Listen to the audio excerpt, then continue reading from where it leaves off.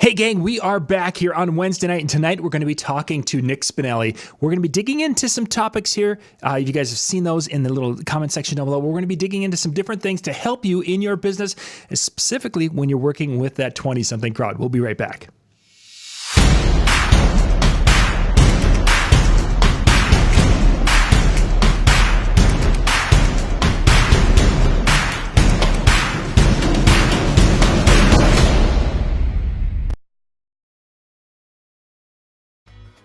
DJ Event Planner will change the way you manage and run your business. Streamline all of your procedures and software into one easy-to-manage system. DJ Event Planner, the ultimate online planning tool.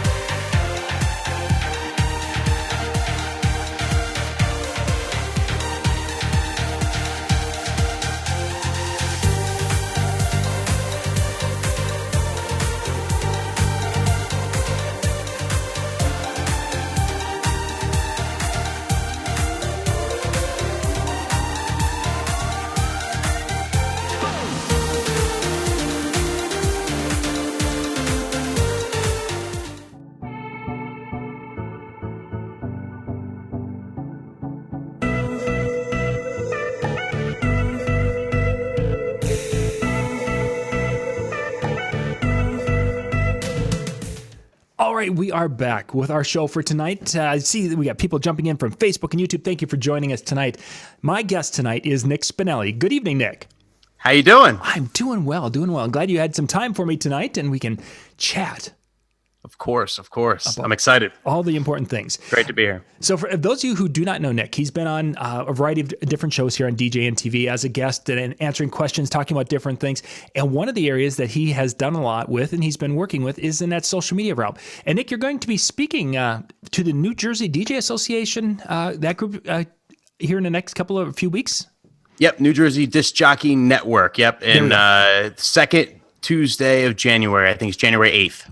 And you're going to be talking about 10 tips for, what was the title? I didn't catch that fully. Yep, 10 tips you can't do without in regards to social media. So for those of you in the area, you guys can check that out. There's going to be a lot of links and such shared on that. But it was the New Jersey DJ Network, I think is. Correct. Yep. Network. Yep. So they've got a Facebook page out there. Go check that out. And Nick will be there in January. And each month they have some great content and such because many of our DJNTV folks have been there and spoken at that event and are involved with it. So that's a little plug for that. But tonight, Nick, what I want to do is we're going to kind of brush the edges of social media, but I really want to focus on tonight is communicating with that 20-something because a lot of us are wedding DJs and that's what we're working with is that 20-something couple. And for those of us who are now over 20 years old, it's a strange world for us. Yep. It has changed a lot. And the first area is that I hear DJs really struggling with is to be, the whole idea of let's get them on the telephone and let's communicate with them with that. Where are you seeing people in that age range? Preferably, how are they handling communications, their preferred method and such? So I think it's, it's moved more obviously away from the telephone, but I have to be honest, I kind of make it a point to sit down with them and discuss all the details like before the sale, after I'm already doing their wedding, just to talk about like what we're going to do at the weddings. So like there's still that communication line. We're still at least talking on the phone or FaceTime or like in person to go over all those details. I make it a point to do that. We schedule it ahead of time, Mm-hmm. How about when you're communicating with your friends who are in that kind of that mid-20s to kind of mid-30s? Are you guys still on the phone? Are you using text message, Snapchat? What's kind of your preferred method of personal communication? I would say text message, 100%. How about the Snapchat? My kids are still using it, but they use it as a text message capability. I mean, does that work into what you are doing in your daily life? I'm not a big Snapchat person. It doesn't fit in with my workflow really. Like I never really got super into Snapchat. I would say that Instagram messaging, I do that a lot with my friends. We might like send each other posts or, like communicate that way as well. So that's probably like second place. It's like texting, then Instagram messaging, and then Facebook Messenger. Be like. So I saw a study that was talking about the text messaging, that the people, younger people, millennials, would prefer that over a phone call because it takes too much time. Is that something that you feel, that the text message is just a quicker method of communication over a phone call? 100%. Yeah. You don't have to answer it right away. You could keep, if you're doing something, you can kind of like leave it there. It's you could think about your answer more. I think everything's better about it. I'm like the type of like, if I text you, I'll call out Mike Weeder. I texted Mike Weeder something today, asked him a question because I'm about to film a video tonight. And I asked him a question like, hey, I know you bring all kinds of stuff to your weddings or whatever. I'm doing a video on things you should always bring for your weddings, right? I just need like one or two more things that I can't think of. And I'm like, and I hit him up about it. He called me right away after I texted him. And I'm looking at the phone like, I didn't want to, I wasn't ready for this phone call. I don't want to take it. I almost didn't. I answered him, but I almost didn't take it. I'd rather just, I don't know. What is that? Why is that? I'm not exactly sure, but I know that's exactly what I wanted to hit, is because I think that even my own children, they will answer a text message way quicker than they'll pick up the phone call. I mean, if the cell phone companies allowed me to dump long distance or the phone side of it and just have a text message, the kids would be happy. They wouldn't care. It's like, okay, they know that because I like to use Messenger, they're communicating on Messenger and they use that with some of their friends. But that text message has been such a huge part of communication. Yeah, and you could do so much with it, especially with like the iPhone and the emojis and the GIFs and the, you know what I mean? I think that's a big thing that that helps with like millennial Generation Z brides, is like kind of getting to the level and being more real with them. Like I'll send a bride a GIF or like emoji. I use emojis in emails and stuff like that. Like I think it's more personal. I think it's just you're more. You stay professional, of course. It's like client and professional, or whatever. But like you can still squeeze in a little, like humanize. Is that a word? Humanize? Like it'd be more like human with them. I think like a lot of people still are really. There's some DJs out there that are super professional, like really. And I think there's a you should try and find a happy medium. I think that's like the best formula for me anyway. Yeah, that trying to have that balance is difficult, because there's things as you're planning the wedding and you want to communicate things with the bride, there's things that you need to, it's so much quicker when it comes to asking the questions instead of typing all the time. I get that. Yeah. But today it's a different world. And it's, for some people, it's a drastic shock. And it's like, oh my God, these people don't want to talk to me and they want to text me. What's wrong with them? It's more that like I think millennials want to plan on the phone call, so like if it's planned, then we get emotionally ready for it and we're good. If it's like unplanned and you're just calling out of the blue, the chances of us answering are like impossible. Like if we're talking about something, we're emailing back and forth, and this is something that's more deep that I can't put in an email, then I'll say, hey, listen, do you have time to chat tomorrow, maybe around 2:00? I want to explain this to you on the phone. It's like really deep, or like tough to like put in an email, and that's no problem because they personally plan for it. But if you're just like calling your bride, just hey, I just want to call you, see if you're ready, that's not going to work. There's no way they're gonna think you're weird.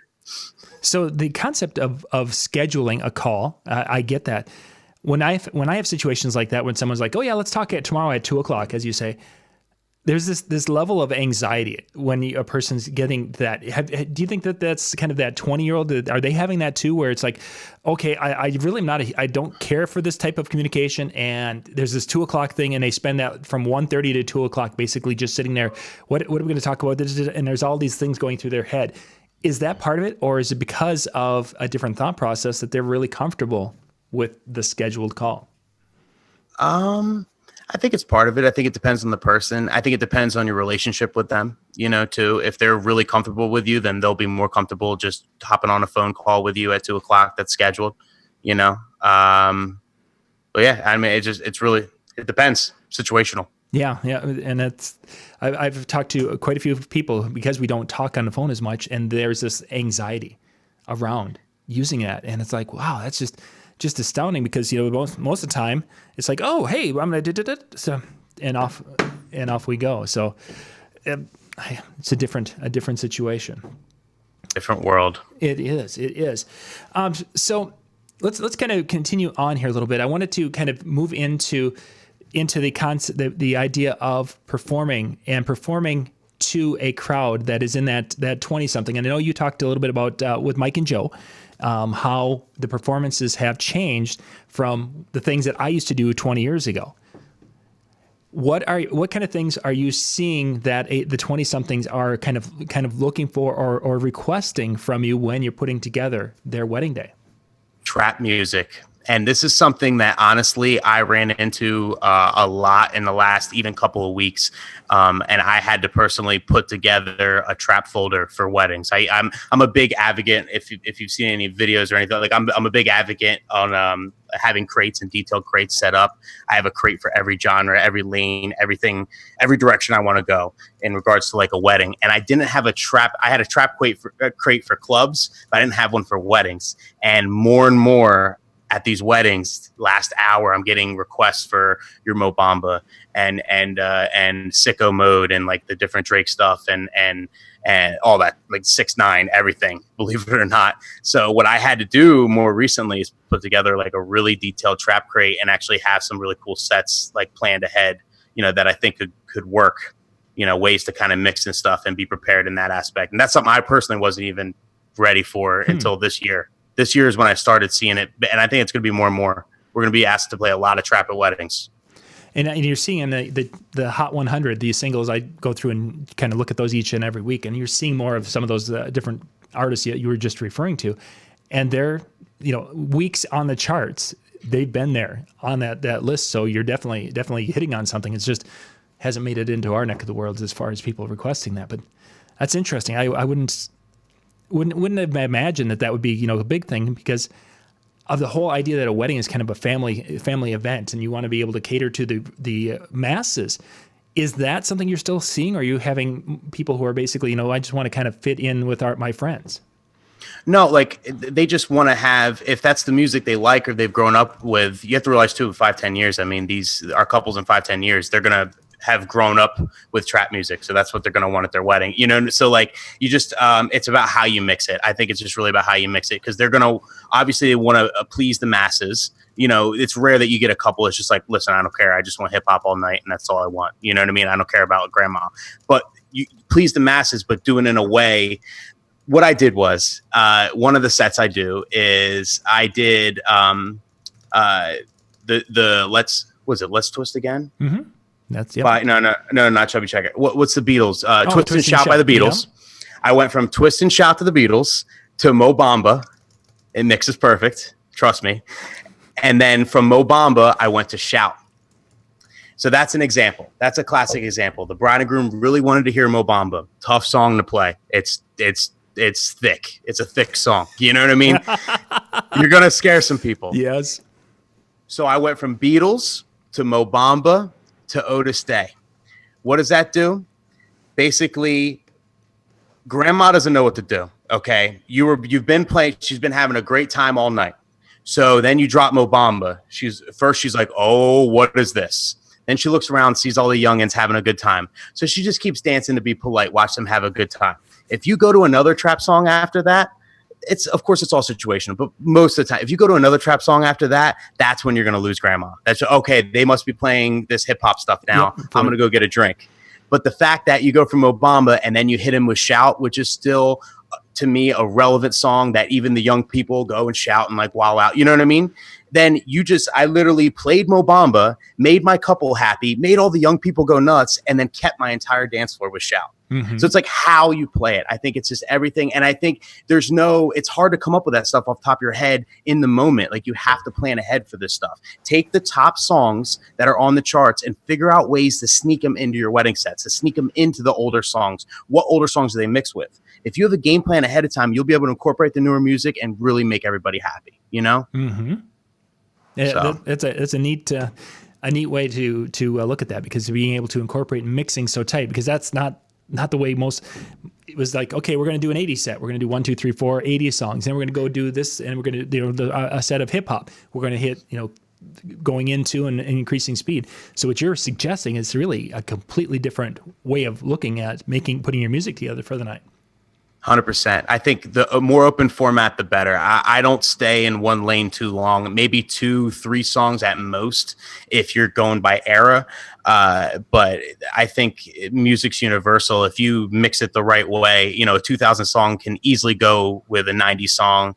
That could easily go with a 60 song. That could easily go with a 70 song, and then back and forth. You know what I mean? And you just ride the wave up and down. So everyone's having a good time. Everyone gets a little bit of what they want. And that's really how you, in my opinion, like keep everybody that way. And that's something that like I'm working on still. Like I still, and there's a couple trap songs I'm working on trying to figure out how to incorporate them, because that's going to be the future. It's going to be an issue like for all DJs, because it's tough. I mean, they're tough to mix. They're all in the low 70s, the low 60 BPM range. They're harder to mix. It's more challenging. It's slower. So it's like a drop in energy. It's a challenging thing, So without a game plan, you're gonna clear your dance floor, So obviously the tempo being a down, and we're trying to mix a dance floor. What little elements are you finding in these songs that makes it so you say, that they fit well together, or there's a nice flow from left to right in essence? What is there something? Obviously BPM isn't going to be your factor in this situation. Actually, it was in that situation. So okay. like Twist and Shout is, I think, 125. So what I did was I sped it up to 130, which you can't really notice that bump. And they're Twist and Shout in the 130, right? We're grooving. I brought Mo Bamba down from 72 to 65, which will match the 130 because you're going half speed at that point. Mm-hmm. And then I mixed in Mo Bamba. Once Mo Bamba came in, I sped Mo Bamba up.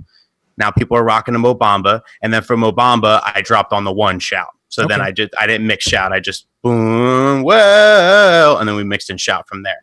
You know what I mean? But yeah, it's a combination. Sometimes you drop stuff on the 1. Sometimes you like mix it if you can mix it. Try and make it make sense. I've been looking for little word plays to do. I take a word that Drake says in one song, and I find it in a 70s song somewhere that I always play. And correlate that. That's how you can jump from something that's brand new to something that's really old, and everybody in the room is like, "Oh wow, that was cool." Like, you know what I mean? Like, people identify with that stuff, and that's how you make all that stuff work.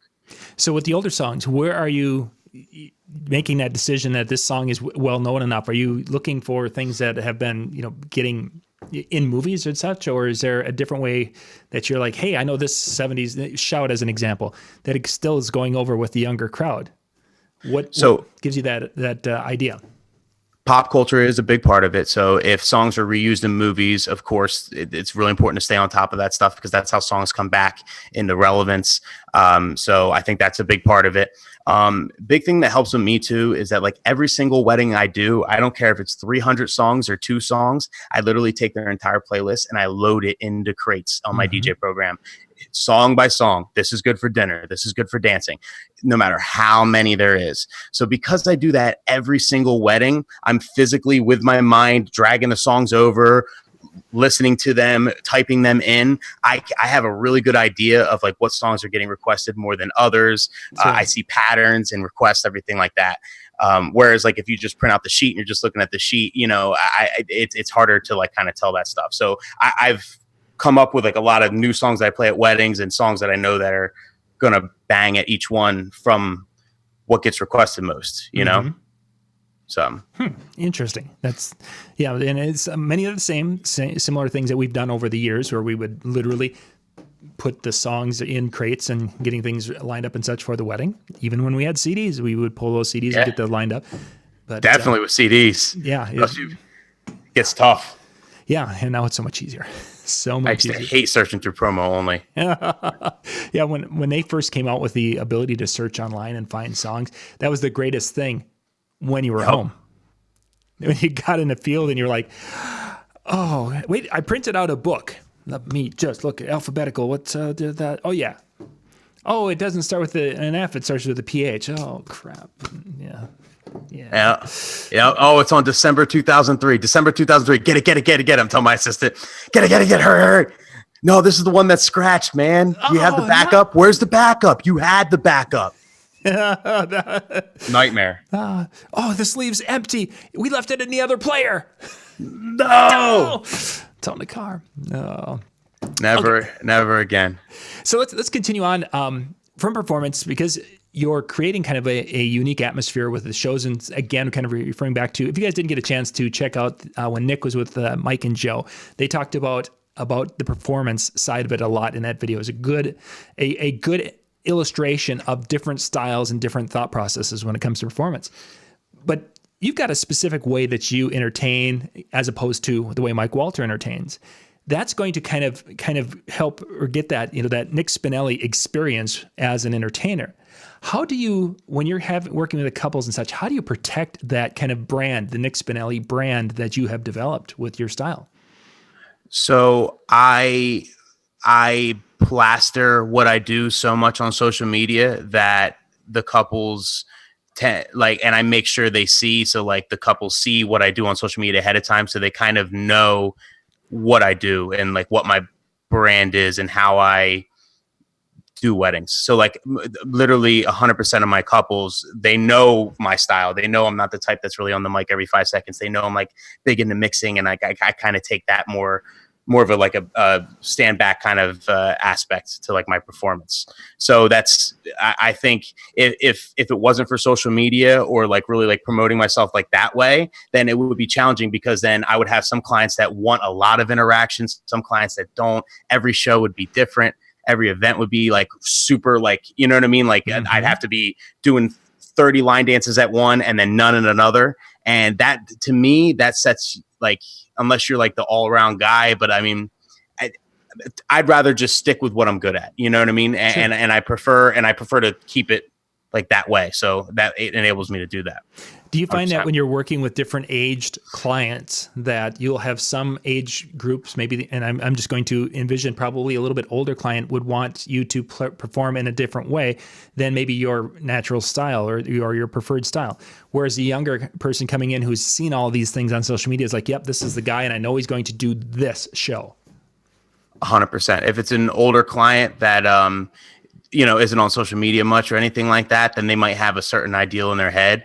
I mean, I'm lucky enough that like I grew up when I first started, all I did was like all the interaction and line dances. I actually loved it. I was all about it. So I still have it in my back pocket, literally worst case scenario. And I say worst case scenario just because it doesn't fit in with my personal brand. So like if I went out there and I did all that stuff, it just wouldn't fit in with what I portray myself online and everything else. So like I feel like it would be a bad look for me personally because of what I represent, like in my brand or whatever. But if I had to, I would be able to do it, all day. But it's rare that like that kind of comes up, even with older clients. Because when I sit down with them, I tell them, I'm the type of DJ, I explain, and I think it's important, be transparent. This is what I do. And if you're not the right fit for a couple, it's not worth it. I mean, these weddings, they're like once in a lifetime. It's a big deal, like don't just take it for the money. I'll figure it out. What, Latin music? I know a Latin DJ. I'll figure it out. Why? Like, you know what I mean? Like it's more than that, and you want to be able to do like your best, like every single time, not wing it. So, and I think by doing your best every single time, being true to yourself and your style, that's going to lead to more people saying, I like this, and referrals compared to when you're in essence trying to fake it. Yeah. And like specific referrals for that style. And that's what happened over the year. You build up that, oh yeah, well, Nick, this is how Nick is, and we really liked it. Oh, I want a DJ like that. You know what I mean? And then like you have the right client. That's what me and Mike talked about. Like Mike Walter, like we have totally different clients. Like his clients are way different than my clients. So that's and it works perfect. There's no right or wrong way to do this stuff. It's just what I personally got into, and so it's cool. Let's we've got a few more minutes because we usually keep these shows a little bit shorter. I want to talk a little bit about marketing and specifically reaching out to that 20-something. Where are they? Where would you recommend that people spend their time trying to reach out to the 20-somethings in this day and age? Instagram. Can you be more specific on that, please? You can target your marketing with Instagram. to someone's house, to the girl that lives in a house on a block. You could be so specific, it's not even funny. So you want to know a trick? Like I basically, if I take a really cool photo at let's say, give me a venue, Chess Cafe Ballroom in Philly. I was just there. I took a really cool photo there, or my Jason Cohen, shout out DJ Demand, took a really cool photo of me there. I put that on Instagram, and I literally targeted advertising right around Philly to people who got engaged within Philly, and I tagged the venue, everything else. So now like any brides that are there that got married, they're looking at that venue, anything that pops up, and then they can, you know what I mean? Like I think targeted advertising through Instagram is cheap right now. It's well worth every dollar. The engagement you get is like through the roof, and it's not going to be like that for long. So like get on it while it's hot. Let's that 20-something, are they interested in shopping face to face? I mean, is that something that they're comfortable with, in your opinion, as going to bridal shows and different things? I mean, obviously companies like Mike Walter with Elite and showing their showcasing, that's a big part of their business. But are 20-year-olds responding to things such as that face-to-face buying or face-to-face interaction like that? I guess it depends. I don't know, because it's the whole small talk that goes on at bridal shows, that's like worse than talking on a phone. So that's what you know what I mean? Yeah. I think bridal shows, they're good, but they're going to have to evolve eventually to like almost make it like a night out. Like I think it would be more appealing to the younger, couples if like it was more like a night out, like, hey, come out. We're going to have drinks. We're going to have food. And it's going to be more like a not a salesy thing where you're going to each booth, but more like a night out or something to evolve it somehow, because the way it is now, I don't think it's like as effective, for sure. And when I kind of made this idea that the 20-year-old group seems to not appreciate, or I shouldn't say desire, that face-to-face time like that, is when you talk to car dealers or car salespeople, and they're like, yeah, we can't get 20-year-olds in here. We will have a 20-year-old who will go to the website, they will build the car, they will get everything lined up and such, and then they basically send this list over to us and say, I need a price, and where's the application for the financing? Mm-hmm. And I would assume that you're seeing that not only from people you're talking with, but even in your own life. I mean, that the shopping and such that you and your friends do are probably a lot different than what your parents did. Yeah. They're like delivering cars now. You can there's services now. I think it's Car Sense. They have this huge tower up in North Jersey, and it's just filled with cars all the way around. You could literally buy a car, finance everything online, and they deliver it right to your door. Yeah. That's all being eliminated. But honestly, can you blame us? Who likes going to a car dealership? They haggle you. They go back and forth, and I don't want it. Oh, you can't leave yet. We got your keys. Let me go get the manager. Hold on. They bring back the man. Who likes that? You know what I mean? But if you look at a bridal show, it's not like that. But like it's just a bunch of people with their table, and they're selling you. It's just all meaningless small talk. And I can't stress enough that like younger people, Generation Z, whatever, millennials, like they see through bullshit. Sorry. I promised myself I want to curse. They see through the BS. You know what I mean? So like when you got a guy that comes up, hey, how's it going? Congratulations on your engagement. So what? They know you're trying to sell them something. So nothing seems genuine. So it's just all meaningless conversation. They're just there to like basically put a face to the name, maybe get some information, go home, go online and do the research themselves. And because they don't make any on the spot decisions or anything like that at bridal shows, they go home, do their own research or whatever. Like you're not booking as many events as we used to back in like 10 years ago when bridal shows were like the thing, you know? Yeah, certainly. So, I think that's kind of on the way out, like dying for sure. I mean, it needs to evolve. It's not going to die. I don't think it needs to evolve. You mentioned, of course, that they go back and they're doing research. What sources are they using to research a DJ company? So Google, and then 100% Google's the first thing they do. So it's whatever pops up on Google. Right now, Wedding Wire and The Knot are ruling Google. So if you search a company, it's going to be the company's website, and it's going to be their Wedding Wire, The Knot, and then their Facebook. That's the three things that are going to come up with the company. So there's a lot of value in that. Of course, reviews and your presence on The Knot, what you say on The Knot, what you say on Wedding Wire. And then, of course, on Facebook, what your Facebook looks like. Are you posting? Have you posted in the last week or last couple of days? Or have you not posted in a couple of weeks? So it's like, is this guy even working? You know what I mean? Things like that. So they look at all those things. I think it's like the top three things that'll come up when they Google. So that's probably what they're going to look at 100%. Search engine still is number one when it comes to that. Before we wrap up here, we're just getting towards the end. Reviews. You mentioned Wedding Wire and The Knot. Reviews, of course, are such a huge part of what DJs clamor for on those. Do those hold any weight in your opinion with today's 20-year-olds? Yes, but the content of the reviews are important. So if you have someone that puts detailed reviews of everything, I think that helps. And I think it's just because everyone has them. You have to. They hold a lot of weight. If you don't have the amount of reviews, holds a lot of weight. And the fact that you have them at all. I mean, if you happen to get that one bad review and every other company has good reviews, even if it's 20, then you're done. You know what I mean? So like it does hold some weight just because every other company has them. So it's almost a standard. It's not unless you have a ton of reviews, it's really not a competitive advantage. It's just like a standard. It's like, all right, they have good reviews, check. And then they go on to the next thing, Sure. So one of the things that we were talking about earlier this week in one of the shows is the idea that as the entertainer to have your face out there, because people, that trust factor is kind of built by, me getting to see who you are on your website when I'm searching for you. Is that as important with the 20-year-olds as I'm perceiving, or is it something that the company carries enough weight where people will trust the company? Oh, it is the most important thing ever. Moving forward, if your company is structured where you just hire the company and we just send a DJ, that'll never work in moving forward. Like they have to know who is going to be there. They have to be able to look at their Instagram, look at their Facebook, see what they're up to, make sure they're not a weirdo. Like it's important to everyone that nobody just wants to.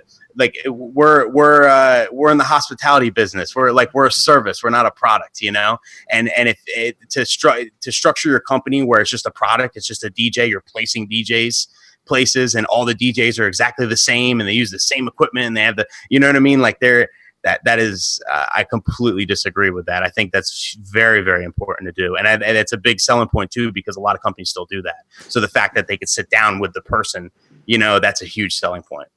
What do you think about the idea of, obviously photos, nice photos and such are really cool. And there's, Joe Bunn does a ton of photos with his staff, and Mike does a ton of stuff and such. What do you think about videos, specific videos? So let's say I've got, DJ Joseph on my staff, him doing a video and talking to, hey, and introducing himself. Does that carry weight, or does it start to look fake and phony? So it did, like years ago when people started doing them, it was like, oh, that's cool. They did a little interview and it was like a cool concept. But lately people have been doing it. That's funny you mentioned that, because I was about to have a rant about this. So I won't have it on this show, but I have a video coming out about this. So lately people have been doing videos that are like, like they're being interviewed like they got a Nobel Peace Prize, or like they cure cancer or something. Like, so I started DJing. They have like pictures of them with their little thing, and they're and then I always just wanted to change the world, and they're looking off, and then it cuts to this B-roll shot of them looking off into the lake and mountains, just staring. Thinking about their next accomplishment. Like, you got to calm down. You're just a DJ. Like, just don't. If you're gonna make a video, don't make it where it's just like you're this. Yep. Like it's cool. You play music. Like, stay humble. It doesn't. Yeah. So it depends how you do it. I think. I don't know. I would just stay away from it at all. You know what I mean? Just go on your story. Tell them what you're up to that day. That's show your real personality. You know what I mean? If you're having a rough day, tell them on your story. Whatever. Just be real. Just be real. Don't. It's all about authenticity, transparency. So I'm going to put you on the spot just a little bit. Give us an example of, if you were going to do a quick little hitter, just a little hype story, a little video for your story. What would you kind of describe it and maybe give us an example of what you would do in that little video, how you would vocalize that side of it? What am I doing? You're doing a story. You're at a wedding and you're ready to go, and you want to basically do a shout out quick before things get kicked off. All right, so I would go in my story and I'd be like, "Hey, so this is where I'm at. If I'm excited, I'll say I'm excited. I'd be like, I can't wait. This is why I'm excited. Their playlist is fire, or they just had the ceremony, this, or check out this cool. Would you believe the centerpiece is ridiculous? Look at the foliage here. Just like anything. The great thing about a story is like it's basically putting your thoughts on somewhere. You know what I mean? So like if I'm walking through a venue and I'm walking around and I'm like, oh, that's pretty. Look at this. Look at what the, and I see something cool, then that is an idea to put on the story. Like, oh, and they say, look, would you look at this? Look at this thing. Look at Michael Jackson. Look at what he's wearing. Would you believe this? Look at this chain. You know what I mean? Mm-hmm. And you kind of like talk about it that way. And just whatever's on your mind right there, just be genuine, be real, and don't be in the moment. Don't have a some people seem to like really love to have structure and to like routine, and that really, really shows when you're just like, hi, like every Friday, Saturday, Sunday. Hi, I'm Nick Spinelli with the SCE Event Group. We're here at the beautiful Lucian's Manor in Berlin, New Jersey. I can't wait to get this celebration started. And then that's it, cuts the thing. Like that's just your robot. You know what I mean? People get just say what's on your mind, and don't be scared to curse a little too. If you curse in real life, don't curse just to curse. But if you happen to curse, but just be real. That's all good, because I think that's so important. And you know what? If you put yourself out there and people don't like it, you know what I mean? Like someone says, oh, I really don't like him. Well, they weren't your client. Yeah. And they're not a good fit for you. Then you better thank your lucky stars you didn't get their wedding, because it would have been a nightmare the whole time, because they didn't like you as a person. Not everyone's going to like you. And that's enough. Don't worry about everyone liking you. You're going to have people that don't like you. You're going to have people that are just, and you're going to have people that love you. And that's with anything in life. So I think it's important. I'm just checking the chat room here. So, okay, good. Yeah, I think that genuineness to be yourself and to come across, and as you say, if it costs you an event, it was to a point. I don't want to say you dodged a bullet, but it would have been a nightmare for you, and they wouldn't have been happy. I mean, no one's happy, so it's a lose-lose situation really quick. Yeah, just be yourself. I mean, obviously I never talk about politics or like anything like that. You know what I mean? Like that's like, of course, if yourself is like all about like you talk about politics every 5 seconds, then maybe don't be yourself. But you know what I mean? Just let your personality show, and just say what's on your mind, that sort of thing. Yeah, so. And I think that's where I was kind of wanting to go with that, because we used to, they used to be the go and introduce yourself and do your intro video. And today they want to see, hey, here I am. This is really cool, and check this out. Wow, I didn't know that people could do whatever. And say what's going on. If you forgot your shoes, tell them you forgot your shoes. Like, how do these sneakers look? Because I definitely forgot my shoes. Exactly. I'm going to be hiding behind the table all night long. That's it. You know what I mean? Like.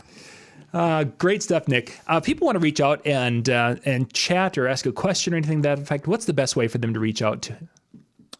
My social media, anytime at DJ Nick Spinelli, Spinelli.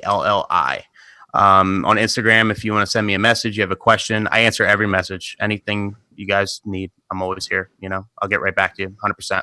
And you mentioned, of course, you're going to be doing a video talking about, you've been doing a lot of different videos. Where can people go find that library of content if they want to go back and check out some of your tips videos and things? Anywhere on YouTube, if you just search Nick Spinelli, SCE Event Group on YouTube. We have on the SCE Event Group YouTube, I have all my tip videos. I think I have 33 now. 33 or 34 on there. Excellent. So they're all there if you want to catch up. If you haven't seen any of them, they're all kind of listed there. I'm constantly adding. So yeah, YouTube, my Facebook, I've been adding videos recently, just different stuff I've been coming up with and whatnot. So yeah, sounds great. You guys can go and check out Nick's different works on YouTube and Facebook. And again, just search for his name, and there's not too many guys named Nick Spinelli out there. So he pops up pretty quickly. So Nick, thank you much for your time tonight. Appreciate the conversation. And gang, MJ is going to be back here in about 20 minutes with his question and answer night tonight here on the Music and Mixing Show. Thanks, everyone. Awesome. Thank you, John.